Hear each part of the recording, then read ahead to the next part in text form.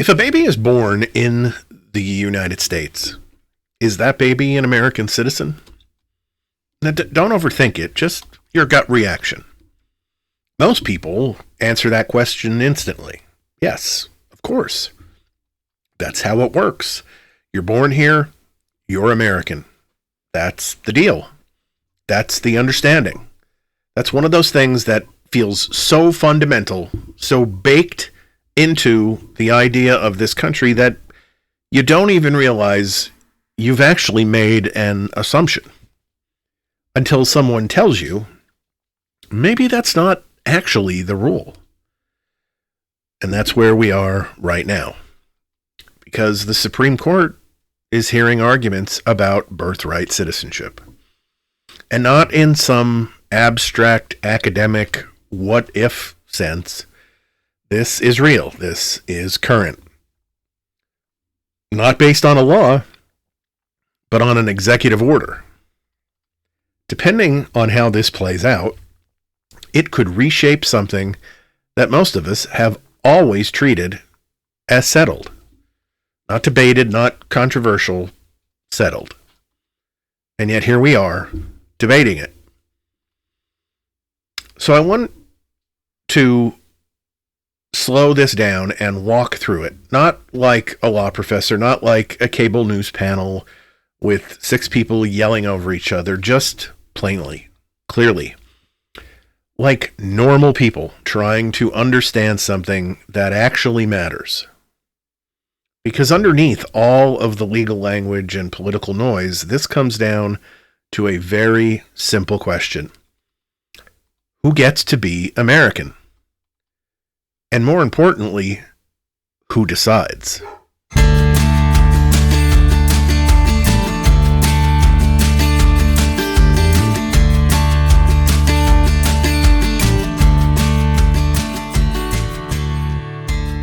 Hello, and welcome to Your Neighbor on the Left, the podcast where we talk about progressive politics, human decency, and life on the blue side of America's ideological divide. My name is Don Spielis, and I am your host. And today, we're going to be talking about birthright citizenship.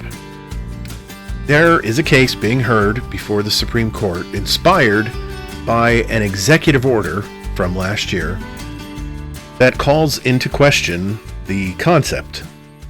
So, to better understand how we got here, I think it's best to go back. Not 10 years, not 20, but all the way back to the aftermath of the Civil War. The United States had just gone through something unbelievably catastrophic. Hundreds of thousands dead. The country split in two. And at the center of it all was, of course, slavery. And when the war ended, millions of people who had been enslaved were suddenly free. And that was a problem. Freedom didn't automatically equal citizenship. In fact, legally speaking, the Supreme Court had already said the opposite. In Dred Scott v. Sanford, the court ruled that Black Americans, freed or enslaved, could not be citizens of the United States. Let that sink in for just a second. Not should not, could not. And that was the law of the land. So after the war, Congress decided that had to be fixed. Not patched, not reinterpreted, fixed. And they did so with the 14th Amendment to the Constitution. And inside that amendment is a sentence that has defined American citizenship for over 150 years. All persons born or naturalized in the United States and subject to the jurisdiction thereof are citizens of the United States.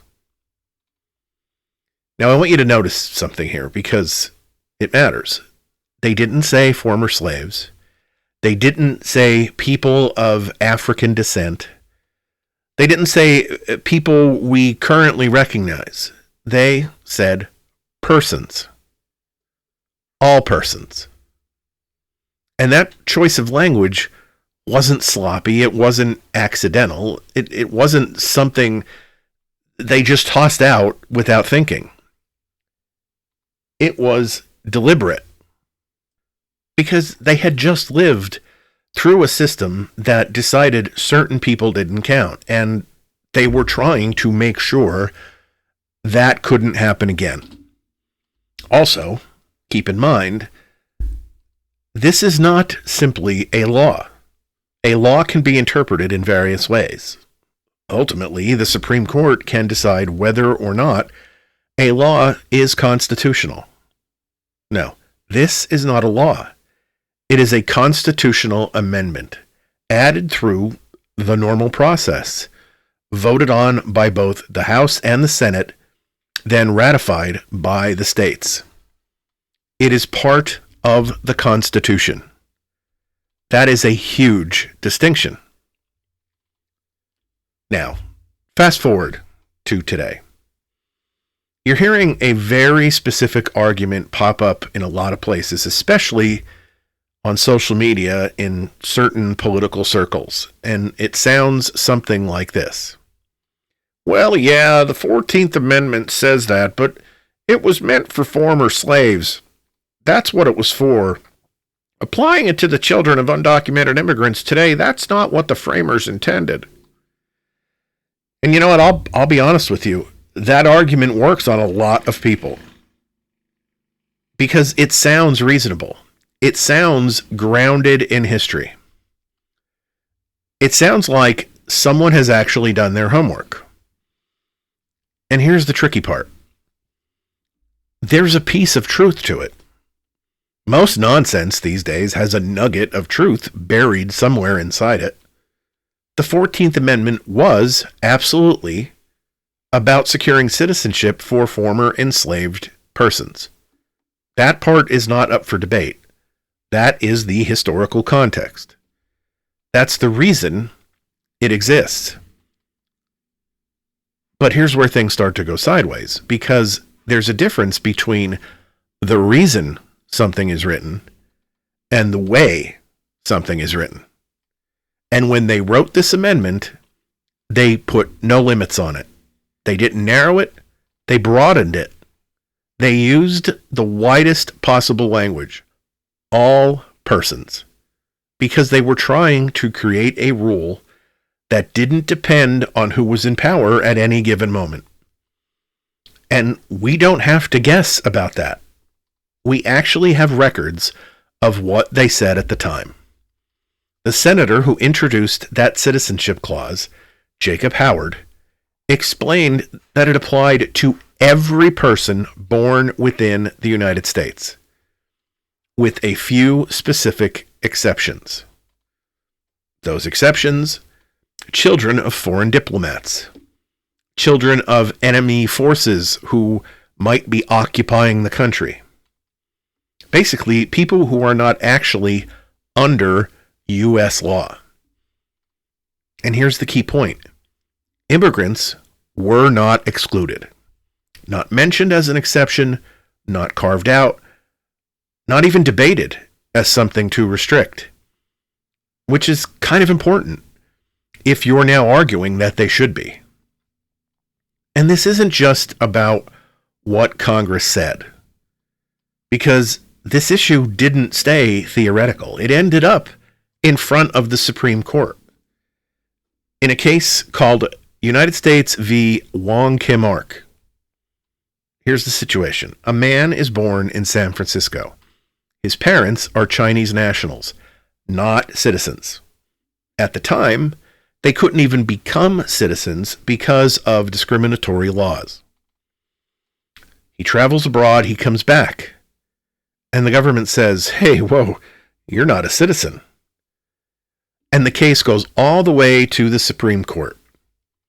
And the court says, actually, yes, he is. Because he was born here. That's it. That's the rule. They didn't ask about his parents' immigration status. in the way we're talking about it today. They didn't create a new test. They didn't narrow the amendment. They simply applied it. And that decision has been standing for more than a century. So, if you're going to argue that the 14th Amendment only applies to former slaves, you have to explain why the Supreme Court didn't see it that way in 1898, and why we've been applying it broadly ever since. Now let's talk about the phrase that everything hinges on. Subject to the jurisdiction of. Because this is where a large part of the modern argument seems to live. Opponents of birthright citizenship are saying this phrase means the children of undocumented immigrants are not fully under U.S. jurisdiction, and therefore not entitled to citizenship. But historically, that phrase has been understood much more simply. If you are subject to U.S. law, then you are under U.S. jurisdiction. If you commit a crime here, you are arrested here, tried here, punished here. That is jurisdiction. The only people who aren't subject to it are people with special legal immunity, like diplomats or enemy forces during a war. That's it. That's all. So what we're seeing now isn't the continuation of some long-standing interpretation. It's a reinterpretation, a new interpretation. And that brings us to the present moment. The Supreme Court is hearing arguments. Lawyers on both sides are laying out their cases. The justices are asking questions, some skeptical, some probing, some clearly concerned about broader implications. And here's the honest answer. We don't really know how they're going to rule.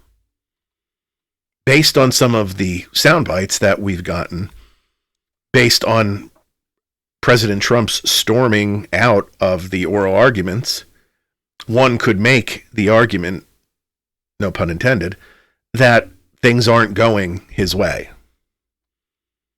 But anyone who tells you they're sure is guessing.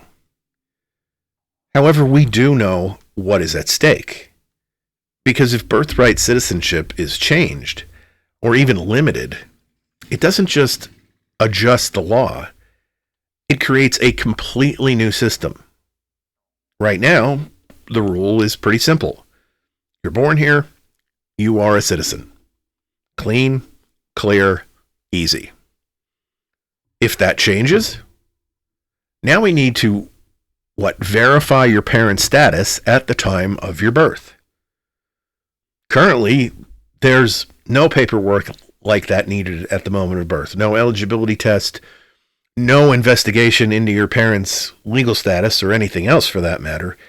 You exist and you belong.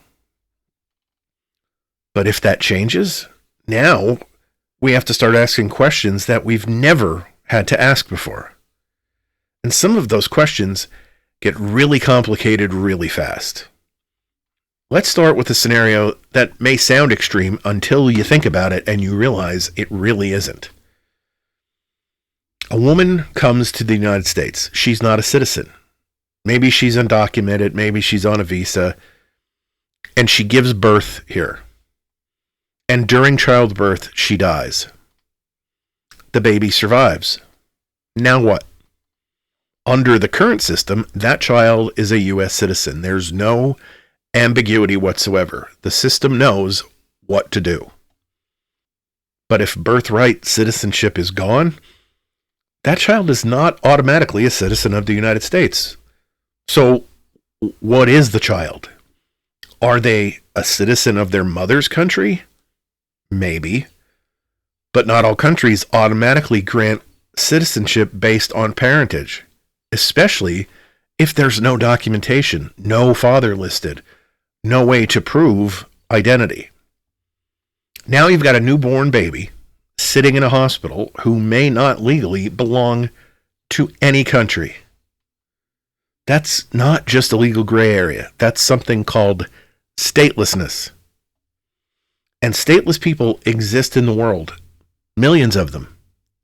And it's really not a great situation. No clear rights, no clear status, no easy access to anything, healthcare, education, legal protections. Now imagine introducing that into a system that has never had to deal with it at scale. And that's just one scenario. Here's another. Right now, when a baby is born, we issue a birth certificate. That's it, done. But if citizenship depends on the parent's legal status, now every birth becomes, by default, a verification process.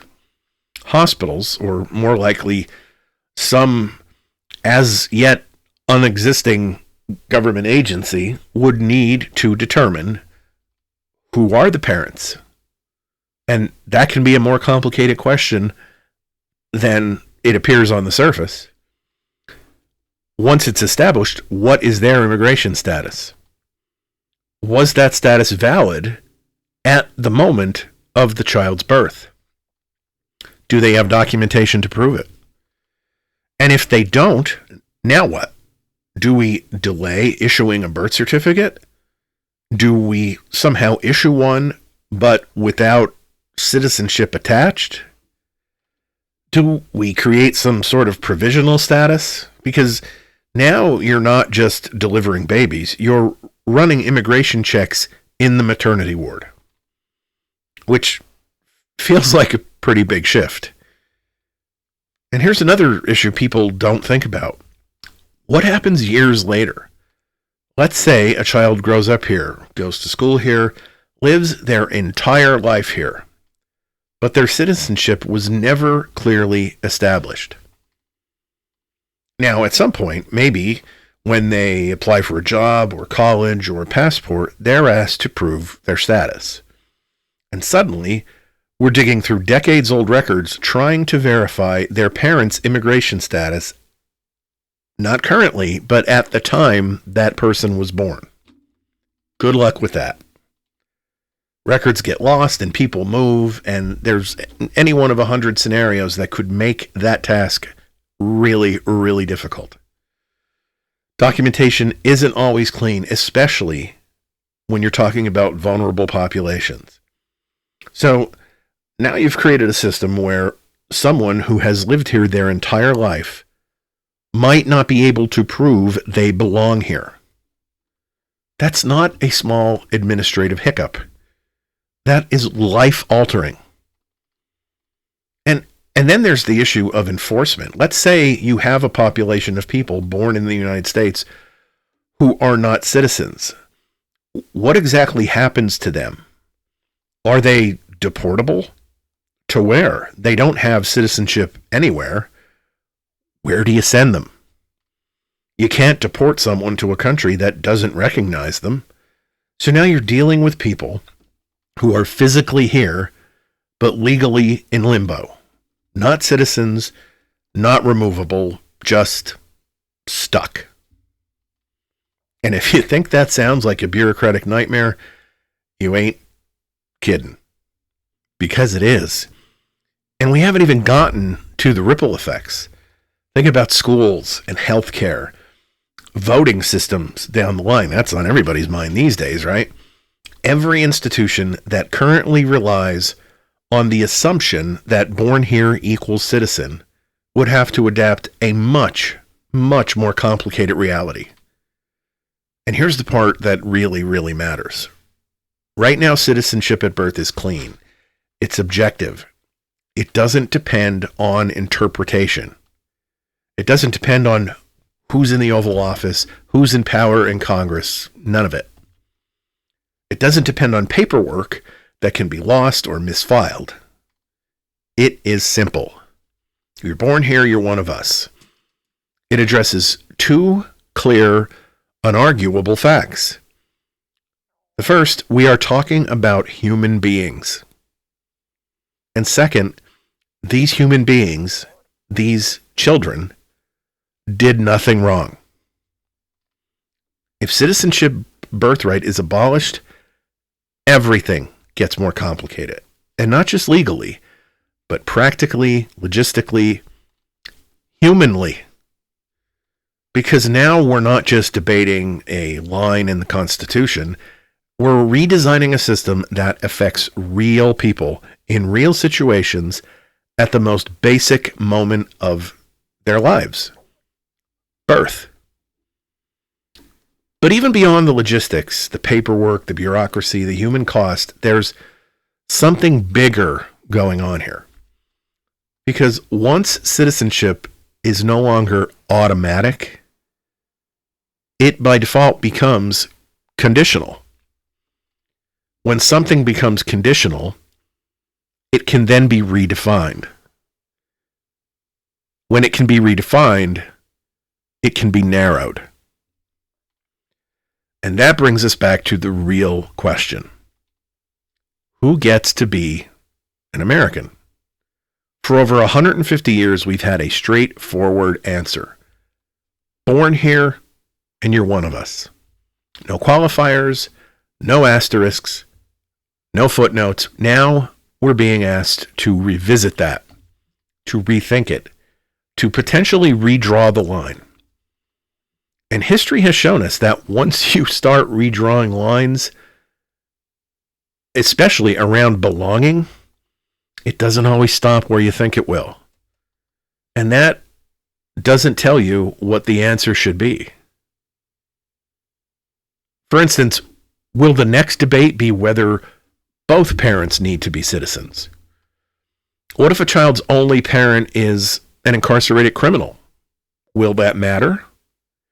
How about parents who are naturalized citizens versus natural-born citizens? This isn't just a legal debate. It's a question about identity, about inclusion, about what kind of country this is and what kind of country it's going to be, or maybe better said, what kind of country we'd like it to be. And that's a question worth paying attention to.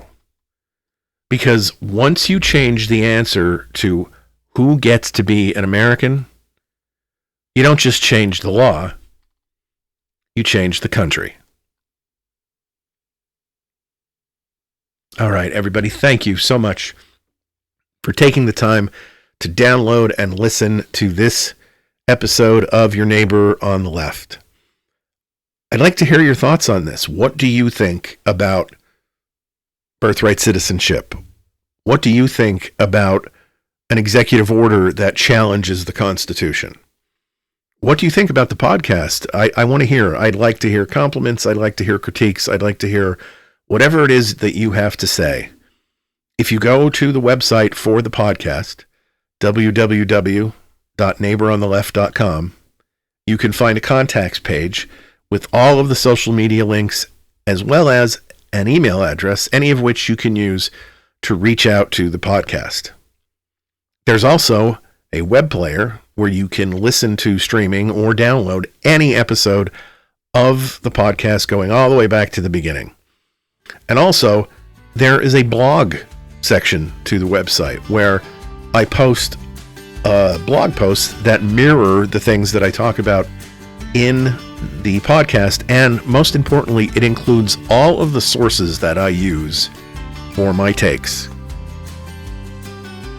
I'll be back on Wednesday with another full episode of Your Neighbor on the Left.